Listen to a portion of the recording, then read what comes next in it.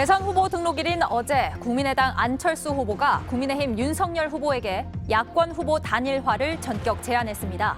윤석열 후보는 일단 단일화 제안은 환영하면서도 여론조사 방식에는 선을 그었습니다. 민주당 이재명 후보는 별다른 반응을 내놓지 않았습니다. 우리나라 여자 쇼트트랙 대표팀이 베이징 동계올림픽 3000m 계주에서 은메달을 차지했습니다.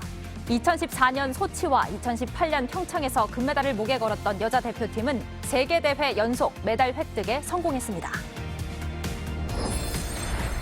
러시아의 우크라이나 침공이 오는 16일에 이뤄질 거란 전망이 나온 가운데 미국 백악관은 침공이 미사일 공격으로 시작할 거라는 예상을 내놨습니다.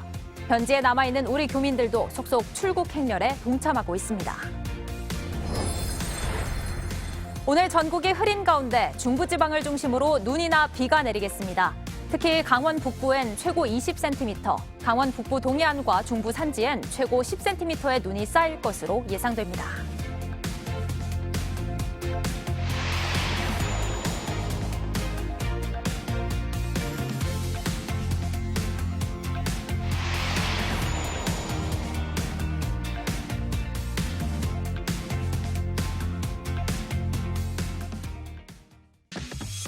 시청자 여러분 안녕하세요. 새로운 한 주가 시작됐습니다. 베이징에서 들려온 좋은 소식과 함께 이번 한 주 설레고 활기차게 시작해 보겠습니다.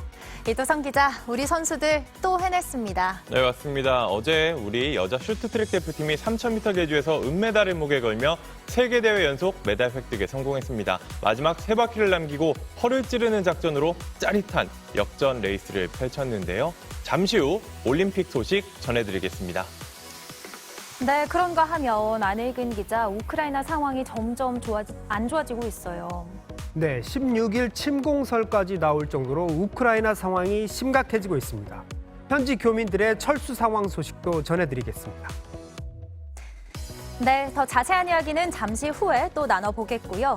매주 월요일 권혁중 경제평론가와 함께하는 아침한 라이프에서 우크라이나 사태가 우리 증시와 경제에 어떻게 영향을 미칠지 좀 더 깊이 있게 다뤄보겠습니다. 그럼 2월 14일 월요일 JTBC 뉴스 아침엔 시작합니다.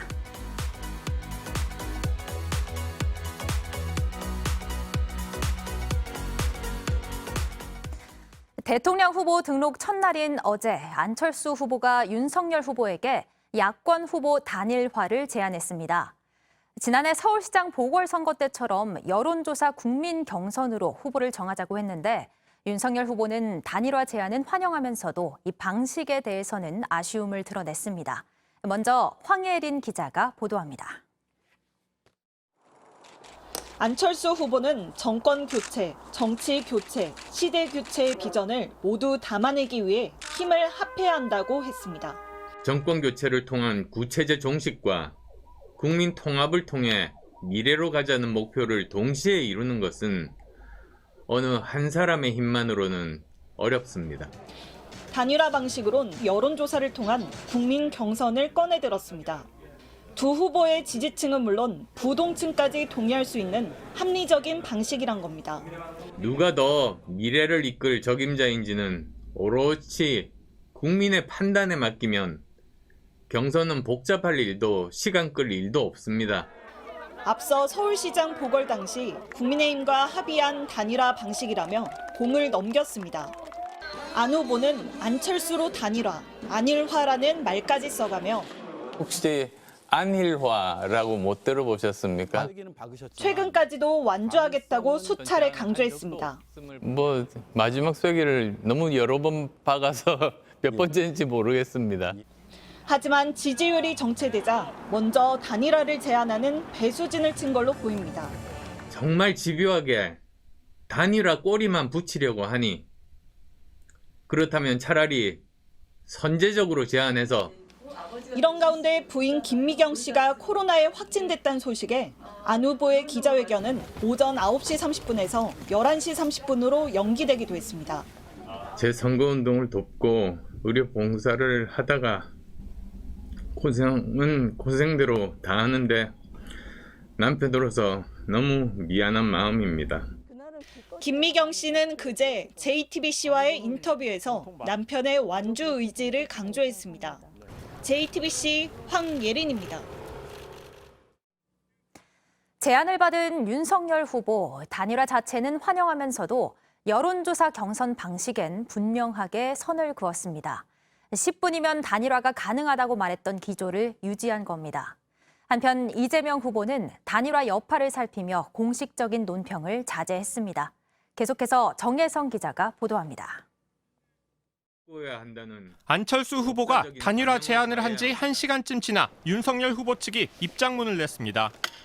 야권 통합이 필요하다는 데엔 동의했지만 여론조사 경선을 통한 단일화는 바로 거절했습니다. 이 방식이 정권 교체를 원하는 국민 요구에 역행할 위험이 있다고 지적했습니다. 민주당과 이재명 후보의 야권 분열책으로 악용될 우려가 크다고도 했습니다. 두 후보 간 지지율 격차가 큰 데다 여론조사 때 민주당 측이 안 후보를 뽑는 역선택 우려가 있다는 게 국민의힘 논리입니다.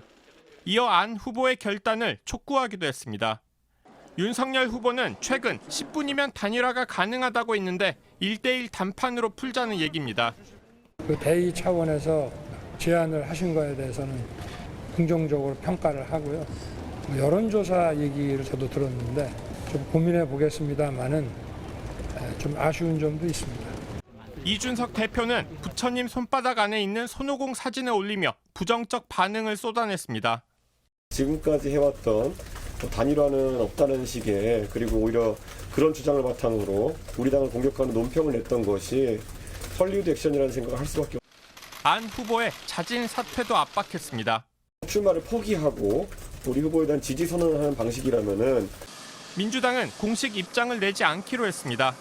공식 선거 운동을 앞두고 단일화 이슈가 어떻게 번질지 예상하기 힘들기 때문입니다. 이재명 후보도 즉답을 피했습니다. 그리고 안철수 후보와의 통합 정도가 여전히 변화하고 보시는지. 지금은 위기 상황이고 위기를 극복하고 인생을 챙기는 것이 가장 중요한 정치의 과제입니다. 윤석열 후보와 안철수 후보가 등록을 마치면서 투표용지에 두 사람 이름은 들어가게 됐습니다. 2차 데드라인은 투표용지 인쇄일인 28일, 후보 이름 옆에 사퇴 표시를 할 수 있습니다. 길게는 사전 투표일인 3월 5일 전까지 단일화 논의가 이어질 수 있습니다. JTBC 정혜성입니다. 러시아의 우크라이나 침공이 초읽기에 들어갔다는 전망이 잇따라 나오고 있습니다. 이번 주인 오는 16일로 구체적인 날짜까지 나왔는데요. 관심을 모았던 바이든 미국 대통령과 푸틴 러시아 대통령의 담판은 별다른 진전이 없었습니다. 유미애 기자가 보도합니다. 우리 시간으로 어제 새벽 1시간 동안 진행된 미러 정상 간 전화 담판은 진전이 없었습니다. 백악관은 바이든 대통령이 푸틴 대통령에게 우크라이나를 침공하면 가혹한 대가를 치르게 하겠다고 경고했다고 밝혔습니다. 크렘린궁도 러시아의 핵심적 우려를 반영하지 못했다고 했습니다. 상황이 급박하게 돌아가면서 바이든 대통령과 우크라이나 대통령은 우리 시간으로 오늘 새벽 또다시 통화를 했습니다. 어제 미러 정상 간 접촉 하루만으로 우크라이나의 주권과 영토 보전에 대한 미국의 약속을 재확인했다고 백악관은 밝혔습니다. 이런 가운데 러시아의 침공이 이번 주인 오는 16일이라는 구체적인 날짜까지 나왔습니다. 바이든 대통령은 지난 11일 유럽 정상들과의 화상회의에서 러시아의 침공 개시일을 오는 16일로 제시했다고 미국 언론들이 보도했습니다. 제이크 설리번 백악관 국가안보보좌관도 CNN에 출연해 이번 주 침공 가능성을 시사했습니다. A major military action could begin by Russia in Ukraine any day now. That includes this coming week before the end of the Olympics. 또 침공은 미사일과 폭탄 공격으로 시작할 가능성이 크다면서 이후 러시아 지상군이 우크라이나 국경을 넘어 맹공을 가할 것이라는 구체적인 예상도 내놨습니다. 이런 가운데 문재인 대통령은 오늘 오후 대외경제안보전략회의를 처음으로 주재하고 우크라이나 사태와 관련해 글로벌 공급망 대응 역량을 점검합니다. JTBC 유미입니다. 어제는 일요일, 휴일이었지만 코로나19 신규 확진자는 줄지 않았습니다. 오늘 닷새 연속 5만 명대 확진자가 발표될 걸로 보이는데요. 이런 가운데 오늘부터는 노바백스사의 코로나19 백신 접종이 시작됩니다. 모더나, 화이자와 같은 mRNA 백신과 달리 전통적인 방식으로 만든 백신이라 전문가들은 부작용이 걱정돼 접종을 미뤄왔다면 노바백스 접종을 고려해달라고 강조했습니다. 임소라 기자입니다. 노바백스사의 코로나19 백신은 다른 코로나19 백신과는 제조법이 다릅니다. B형 간염이나 계절성 독감 백신과 같은 전통적인 방식으로 만든 겁니다. 전문가들은 모더나, 화이자사의 mRNA 백신에 대한 거부감으로 백신 접종을 미뤘다면 노바백스 백신 접종을 고려해야 한다고 강조합니다. 다른 백신 접종 후 부작용과 건강상의 이유로 2, 3차 접종을 중단한 사람에게도 재접종의 대안이 될 수 있습니다. 노바백스 백신을 활용한 교차 접종은 의료기관 예비 명단을 통한 당일 예약으로 가능하며 예진 의사의 판단 후 접종할 수 있습니다. 노바백스로 1, 2, 3차 접종을 모두 마칠 수도 있고 3차는 모더나, 화이자로 바꿔 맞을 수 있습니다. 정부는 노바백스 백신으로 미접종자의 접종 참여율을 끌어올릴 수 있을 것으로 기대하고 있습니다. 오늘부터 다음 달 6일까지 네이버, 카카오톡 등의 자녀 백신 당일 예약 서비스를 이용하면 됩니다. 지정 위탁 의료기관에 미리 전화를 걸어 예비 명단에 이름을 올려놓는 방법도 있습니다. 접종 날짜를 미리 정할 수도 있는데 다음 달 7일 이후부터 선택 가능합니다. 노바백스 백신을 빨리 맞으려면 지정 위탁 의료기관을 확인해 보는 게 좋습니다. 코로나19 환자 수는 5만 6천여 명으로 최다 기록이 나왔습니다. 단 한 번도 백신에 맞지 않은 노년층은 특히 위험하다는 게 전문가들의 지적입니다. 오미크론 변이의 중증 화율이 계절성 독감 수준으로 크게 떨어지지 않았기 때문입니다. 정부는 오늘 고위험군을 위한 4차 코로나19 백신 접종 계획을 발표합니다. JTBC 임소라입니다. 오늘은 될 수 있으면 대중교통을 이용해서 출근하시는 게 좋을 것 같습니다. 전국이 대체로 흐리고 중부 지역에는 비나 눈이 오는 곳이 많겠는데요. 특히 강원도에는 최고 20cm의 눈이 내릴 것으로 보입니다. 내일부터는 비나 눈이 그치고 다시 강추위가 예상됩니다. 전다빈 기자입니다. 눈은 강원 영동과 경북 산지에 집중될 걸로 보입니다. 특히 오전부터 강원 북부 산지엔 최고 20cm, 강원 북부 동해안과 중부 산지엔 최고 10cm의 눈이 올 것으로 예상됩니다. 서울 등 그 밖의 내륙에선 퇴근길 무렵부터 1에서 3cm의 눈이 내리겠습니다. 아침엔 짙은 안개가, 퇴근길엔 빙판길이 우려됩니다. 기온도 어제보다 조금 낮겠습니다. 아침 기온은 서울 0도, 철원이 영하 4도, 대전이 영하 2도, 낮 기온은 서울이 7도, 철원 5도, 대전 9도로 어제보다 조금 낮겠습니다. 남부지방은 전주 아침 기온 0도, 안동 영하 2도, 부산 5도, 낮 기온은 전주 10도, 안동 6도, 부산 12도로 예상됩니다. 미세먼지 농도는 인천과 경기 남부, 충남 전북은 나쁨, 그 밖의 권역은 좋음에서 보통으로 전망됩니다. 내일 새벽부터 눈, 비가 그치면서 추워지겠습니다. 서울과 강원 지역의 아침 기온이 내일은 영하 10도까지 내려갈 것으로 보입니다. 이번 추위는 금요일 낮부터 점차 풀리겠습니다. JTBC 전다빈입니다.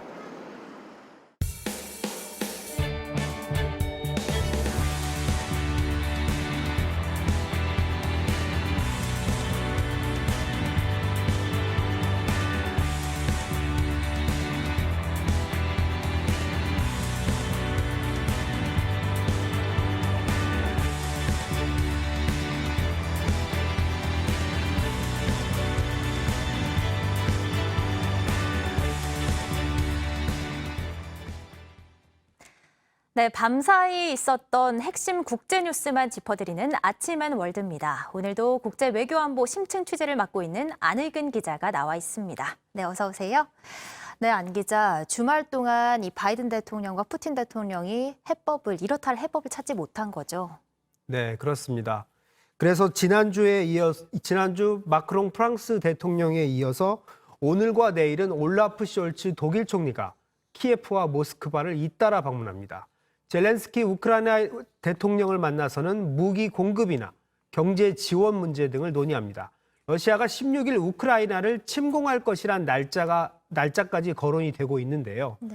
이 바이든 대통령이 나토와 EU 정상들에게 이 날짜를 알렸다고 일부 미국 매체가 보도를 한 겁니다. 또 러시아군이 침공을 정당화하기 위해 가짜 국기를 써 위장 전술을 펼칠 것이라는 얘기도 흘러나오고 있는데 일부러 정보를 흘려서 푸틴 대통령의 선택지를 줄여보려는 일종의 정보전으로 해석이 됩니다. 지금 뭐 날짜도 그렇고 전술도 그렇고 상당히 좀 구체적인 상황이라 더 걱정이 되는데 지금 우크라이나에 있는 우리 교민들의 안전에는 문제가 없을까요? 우리 정부는 어제부터 우크라이나에 여행금지 4단계 경보를 발령을 했는데요. 네. 그래서 제가 현지에 있는 조윤동 우크라이나 민주평통 지회장과 통화를 해봤습니다. 직접 들어보겠습니다. 네. 대사관에서 이제 그 4단계 경계 발령을 냈고요. 가급적 빠른 시간 안에 교민 철수하는 거로 다시 이제 권고를 해서 토요일, 일요일 이번 주까지 해서 한 200명 정도가 지금 철수할 걸로 지금 예상하고 있습니다. 그렇게 되면 몇 명 정도가 남는 거죠? 그러면 한 100에서 150명 정도 남습니다. 그 지상사 업체 필수 요원들 하고요. 네. 그다음에 여기 우크라이나 분들하고 결혼한 그 다문화 과정 이런 분들도 이제 가족을 놔두고 갈 수가 없다 하는 입장이고요. 또 일부 선교사님들이나 또 이제 코로나 걸려서 비행기 못 타는 분들 이런 분들이 좀 남아 있을 걸로 예상이 됩니다. 지회장님은 뭐 계획이 있으신가요? 저도 지금 항공권 예매를 했어요. 그래서 수요일 날 출국할 예정입니다. 지금 들어보니까 출국하는 교민들이 많이 늘어나고 있는 것 같아요. 이 키예프와 같은 우크라이나 현지 분위기도 어떤지 좀 궁금합니다. 네, 제가 그 부분도 물어봤는데요. 마저 네. 들어보겠습니다. 사실 외관적으로는 크게 뭐 불안해하거나 변화된 건 없습니다. 그 현지 대통령도 너무 동조되지 마라. 전쟁이 일어난다는 거는 사실 자기는 그렇게 생각하지 않는다. 이렇게 또 담화도 발표를 했고 현재는 그냥 일상적인 생활을 영위하고 있습니다. 또 미국 대사관을 비롯해서 지금 현재 15개 국가 대사관에서 자국 국민들 철수 명령이나 공고를 내렸거든요. 그러다 보니까 아무래도 외국인들 사이에서는 좀 동요가 있습니다. 네. 다만 좀 우크라이나 내에서는 뭐 일반 중고등학교, 대학교는 다 정상 수업하고 있습니다. 그래도 계속 좀 일상적으로 상황이 돌아가고 있는 것 같습니다. 그런데 이 우크라이나 상황이 북한 핵 문제에도 좋지 않은 영향을 미칠 수 있다는 얘기가 있더라고요. 이건 또 무슨 말인가요? 네, 우크라이나는 소련 붕괴 직후까지만 해도 세계 3위의 핵 보유국이었습니다. 네. 버튼만 누르면 미국 등 전 세계를 여러 차례 날려버릴 수 있는 핵 강국이었다는 건데요. 네. 그런데 1994년 영토를 보전받는 대신에 핵무기는 모두 러시아로 반출하기로 한 부다페스트 각서에 사인을 했습니다. 그랬던 우크라이나가 러시아의 침공 위협을 받게 되자 과거 핵무기를 다뤘던 군인들은 더타임스와 인터뷰에서 핵을 포기해선 안 됐다. 우리가 아직도 핵을 갖고 있다면 안보도 보장받고 러시아의 공격으로부터도 자유로울 수 있을 것이라고 후회했습니다.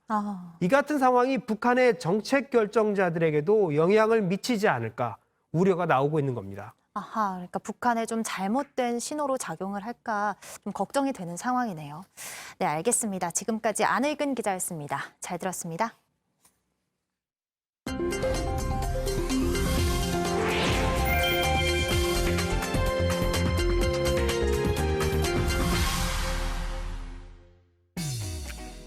안녕하세요. 세계 곳곳에서 화제가 되고 있는 소식들을 모아서 전해드리는 제나입니다. 오늘은 초콜릿과 함께 사랑을 고백하는 밸런타인데이입니다. 하지만 연인과 헤어져서 우울한 사람들도 있을 텐데요. 여기 이별한 사람들을 위해 독특한 이벤트를 마련한 곳이 있습니다. 영국으로 가보시죠. 긴 더듬이에 반짝이는 뒷모습, 바로 바퀴벌레입니다. 이 큰 바퀴벌레는 아프리카의 마다가스카르 종으로 미어캣의 먹이로 사육되고 있는데요. 영국의 한 동물원에서 밸런타인데이를 맞아 바퀴벌레의 이름을 붙여주는 이벤트를 마련했습니다.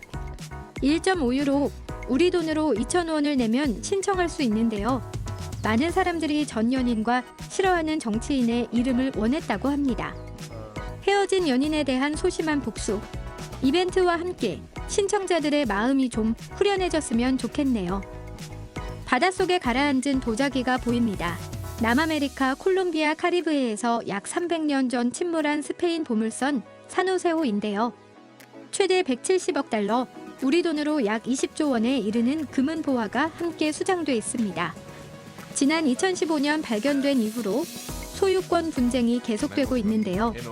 스페인은 침몰 당시 스페인 국기가 꽂혀 있었다는 이유로, 볼리비아는 보물을 자신들의 조상이 강제 노역으로 채굴했다는 이유로 자신들의 것이라고 주장하고 있습니다.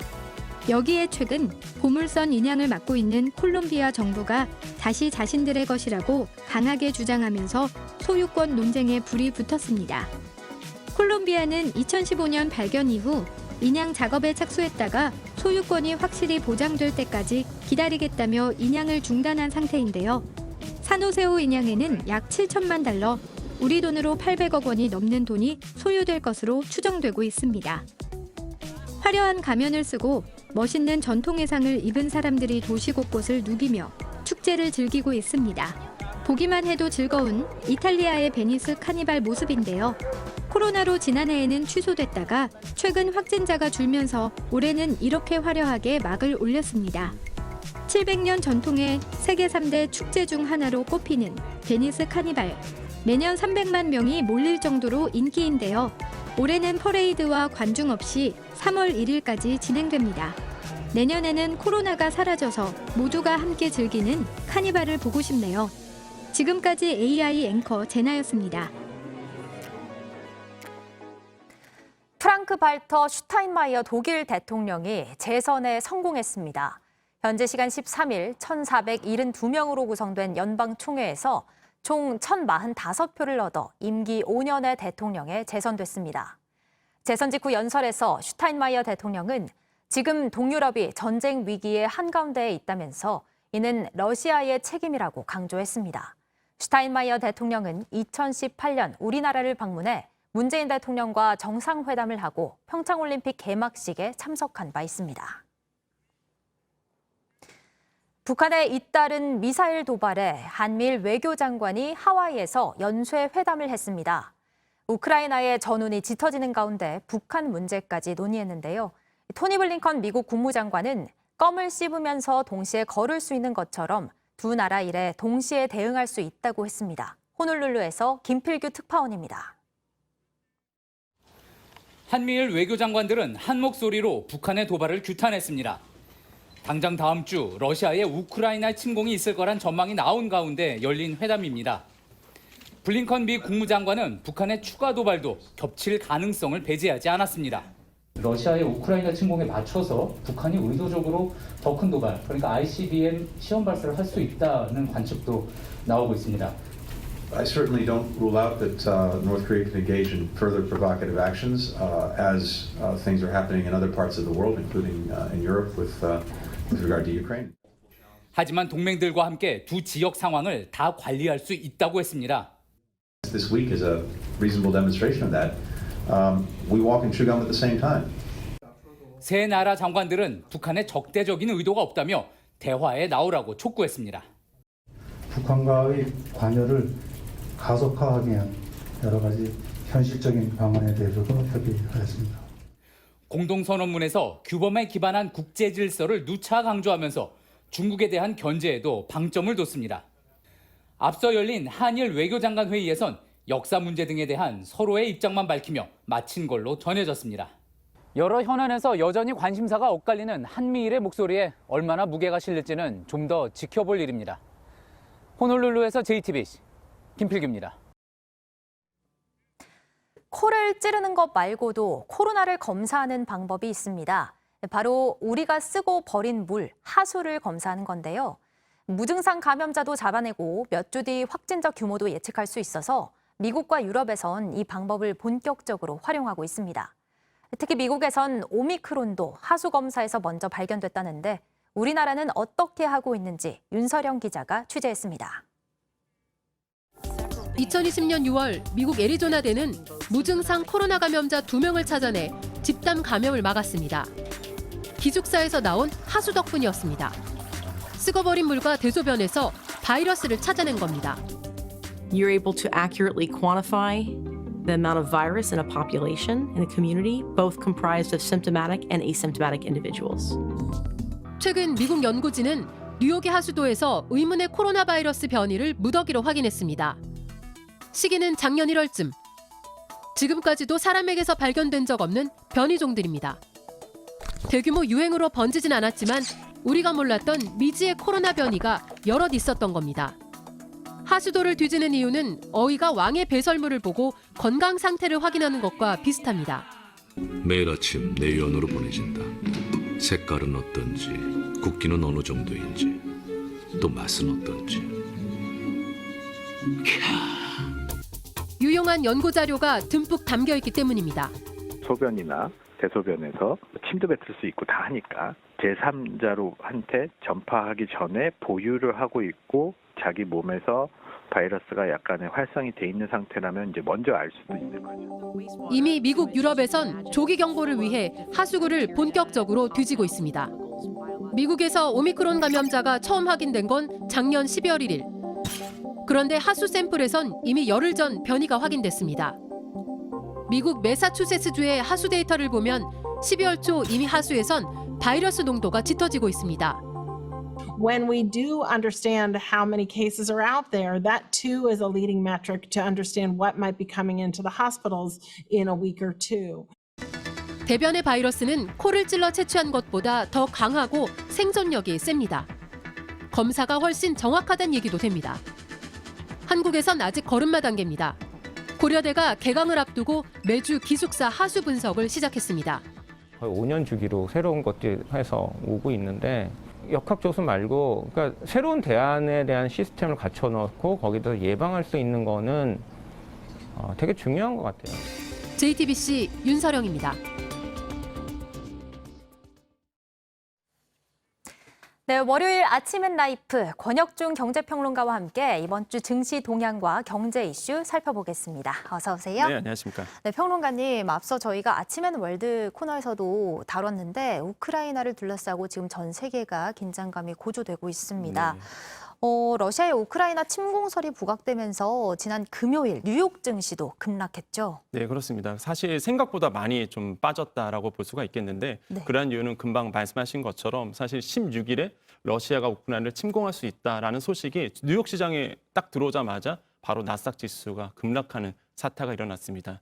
그런데 이제 외국의 투자 심리가 좀 악화되는 분위기거든요. 네. 근데 당연히 외국인들의 의존도가 높은 우리나라 시장도 자연스럽게 오늘 이런 영향을 고스란히 받을 것으로 이제 시장에서는 예상하고 있습니다. 그리고 또 지금 유가도 심상치가 않습니다. 조만간 배럴당 120달러까지 치솟을 거란 전망도 있던데요. 네, 실제 뭐 아까도 잠깐 말씀드렸지만은 그 침공설이 계속 나오고 있거든요. 네. 그러다 보니까 이제 서부 텍사스유 원유 같은 경우에는 현재 시간으로 11일 날 93.10달러까지 올랐습니다. 사실 거의 100달러에 육박을 하고 있는 네. 모양새고요. 그러다 보니까 사실 원유를 수입하는 나라들 중심으로 좀 부담감이 커질 수밖에 없습니다. 네, 우리나라도 마찬가지고요. 네. 독일도 마찬가지고 특히 러시아는 원유를 이제는 파이프라인을 통해서 유럽 쪽으로 보내거든요. 네. 근데 우리나라는 사실 두바이유를 수입하다 보니까 뭐 크게 영향 없을 거다라는 시각은 있는데 사실 그렇지는 않습니다. 원유 자체가 뛰게 되면 원유 자체에 수입하는 모든 나라들은 영향을 받을 수밖에 없거든요. 그러다 보니까 우리나라도 이제 어떤 경제적인 압력이 좀 강해질 것이다라고 보가 있겠고 또 한 가지가 시장에서는요. 만약에 전쟁이 발발한다. 네. 그러면 원유가 120달러까지 오를 수 있다. 그런 전망이 나오고 있기 때문에 사실 원유를 수입하는 우리나라 입장에서는 결코 좋은 상황이 아니다라고 말씀을 드립니다. 네, 타격이 상당히 클 것 같아요. 네, 맞습니다. 실제 타격이 클 수밖에 없는 게 시장에서 지금 무슨 목소리가 나오고 있냐면 퍼펙트 스톰 이런 얘기가 나오고 있어요. 그게 뭐냐면 뜻은 뭐냐면요. 네. 태풍 하나를 보면은 그렇게 뭐 심하진 않아요. 근데 이게 다른 재해 현상과 맞물리면서 폭풍이 엄청나게 커져서 피해를 주는 거거든요. 네. 우리나라 지금 원유 지금 오르고 있죠. 그다음에 달러, 환율도 지금 문제죠. 네. 그다음에 또 한 가지가 금리 상승기입니다. 이 세 가지가 맞물리면서 야, 이거 퍼펙트 스톰 오는 거 아니야? 이러면서 지금 경제적인 압박이 좀 심해지고 있다라고 말씀을 드리겠고 원유가 오른다 그러면 당연히 우리나라는 이제 공산품을 만들어내는 나라입니다. 또한 정제 마진으로 해서 사실 정유업계도 돈을 벌고 있는데 원가가 오르잖아요. 네. 그럼 압박이 될 수밖에 없습니다. 그러면은 또 시청자분들 중에서 나는 뭐 원유 하는 것도 아닌데 나랑 무슨 상관이야? 그럴 수도 있는데요. 휘발유 가격 오르죠. 아이고. 예, 실제 지금 2월 둘째 주 전국 휘발유 가격이요. 통계를 봤더니 1,691원 정도가 됐거든요. 네. 전주보다 한 24원이 올랐습니다. 몰랐네요, 또. 계속적으로 오를 것으로 보고 있어요. 왜냐하면 원유가 상승하게 되면 이게 시차가 한 2주에서 4주 내로 우리나라의 시장에 들어오거든요. 네. 그럼 계속적으로 원유는 상승할 수밖에 없는 상황으로 가고 있습니다. 그래서 기름값이 계속적으로 오를 거다라고 시장에서는 보고 있습니다. 아, 그럼 이제 2주에서 4주 이제 좀 멀리 보고 또 휘발유 값도 계속 상승할 걸로 네, 봐야겠네요. 맞습니다. 아, 그리고 아까 잠시 이제 뭐 금리 관련해서도 말씀을 하셨는데 지금 물가가 또 비상이에요. 네. 지난주 발표된 미국 1월 소비자 물가 지수가 지금 40년 만에 최고치를 기록했다고 하고요. 맞습니다. 이게 지금 우크라이나 사태와 함께 지금 주식시장에 굉장히 큰 악재로 작용을 하고 있는 거죠. 맞습니다. 이게 시장에서의 그 1월 소비자 물가지수, 미국의 소비자 물가지수 CPI가 7.2%도 될 것이다라고 네. 시장에서는 예상을 했어요. 예상대로 가면 사실 그렇게 큰 뭐 주가 하락이라는 건 없습니다. 그런데 예상을 깨고 7.5%가 나왔거든요. 시장에서는 뭐 긴축 발작이라고 얘기할 정도로 깜짝 놀랐었죠. 그러다 보니까 말 그대로 이제는 미국의 연준에서 금리를 오를 게 강도가 세질 것이다라는 시장의 전망치가 나오고 있습니다. 그러니까 긴축이 완화가 되는 것이 아니라 긴축이 더 강화될 것으로 보고 있기 때문에 과연 금리를 횟수가 더 많이 오를 것이라고 보고 있거든요. 이런 부분이 좀 시장에 압박을 하고 있고 특히 올해만 기준금리를 한 1.5%포인트 정도 연준에서 더 올릴 것이라는 시장의 전망치가 나오고 있다 보니까 네. 시장에서는 결코 좋은 상황으로 가는 것은 아니다. 특히 주식시장은 네, 좋은 지금 상황은 아니다라고 말씀을 드립니다. 지금 아무래도 투자자들한테는 좀 조마조마한 한 주가 될 것 같아요. 네, 그렇다면 이번 주에 좀 지켜봐야 할 변수 뭐가 있을까요? 사실 이번 주로 지켜봐야 될 것은 긴축 우려와요. 그다음에 그 방역 완화 이 두 가지가 사실 굉장히 엎치락뒤치락하면서 우리나라 시장에 좀 영향을 줄 것으로 보고 있습니다. 네. 지금 긴축 같은 경우는 아까도 말씀드렸지만은 이제 현지 시간으로 이제는 16일, 그러니까 우리나라 시간으로 17일인데요. 네. 이때 뭐가 나오냐면 1월에 이제는 FOMC 회의록이 공개가 됩니다. 근데 그게 왜 중요하냐면 연준 위원들의 목소리가 여기서 나오거든요. 네. 만약에 긴축에 대한 압박, 그다음에 여기서 조금 더 시장에서 예상한 것보다 더 센 발언들이 나온다, 매파적 발언들이 나온다 그러면 네. 주가에는 고스란히 영향을 받을 수밖에 없어요. 뭐 사례로 말씀드리면은 지난 5일에, 그러니까 지난달 5일에 그 12월 FOMC 회의록이 공개가 됐었는데 네. 그때 긴축에 대한 의견이 처음 나섰거든요. 네. 연준 위원 목소리에서 나스닥이 하루 만에 3%가 빠지는 날이 그날이었습니다. 그 정도로 사실 주가에는 초미의 관심사고 이게 실제 다음 달에 이제 정례회의가 열려요. 네. 그러니까 지금부터 다음 달 3월에 있는 정례회의까지는 뉴욕 주시나 우리나라나 변동성이 커지는, 그러니까 예측 불가능한 상황으로 이제 갈 것이다라고 생각을 해봅니다. 아, 알겠습니다. 아까 잠깐 말씀해 주셨지만 어쨌든 코로나19 상황과 관련해서는 좀 네. 긍정적으로 볼 수 있는 건가요, 그러면? 그렇죠. 아까 말씀드렸던 거는 이제는 긴축에 대한 우려 부분이고요. 네. 지금 사실 긍정적인 부분도 있습니다. 그게 뭐냐면 방역 완화에 대한 방역 분위기인데 완화. 네. 실제 글로벌 지금 전 세계를 본다 그러면 완화 쪽으로 가고 있죠. 네. 뭐 독일 같은 경우도 백신 패스 의무화에 대해서 좀 해제하고 있고요.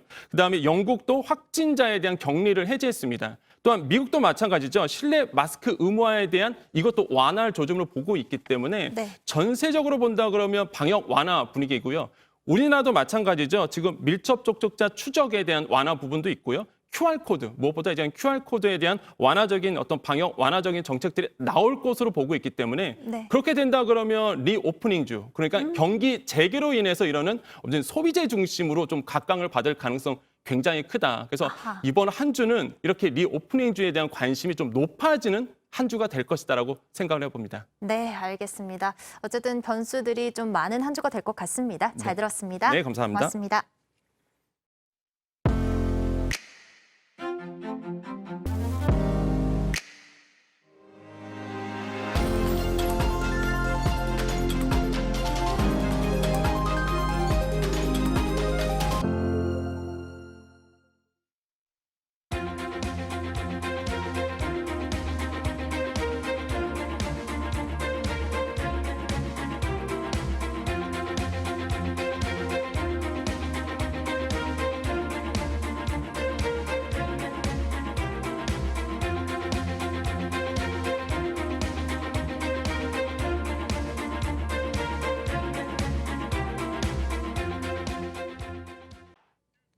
오늘 전국이 흐린 가운데 중부지방을 중심으로 눈이나 비가 내리겠습니다.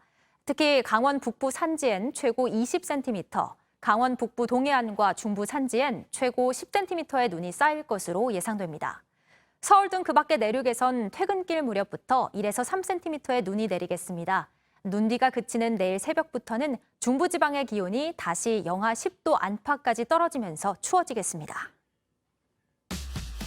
활기찬 한 주 시작하시길 바라면서 JTBC 뉴스 아침엔 마치겠습니다.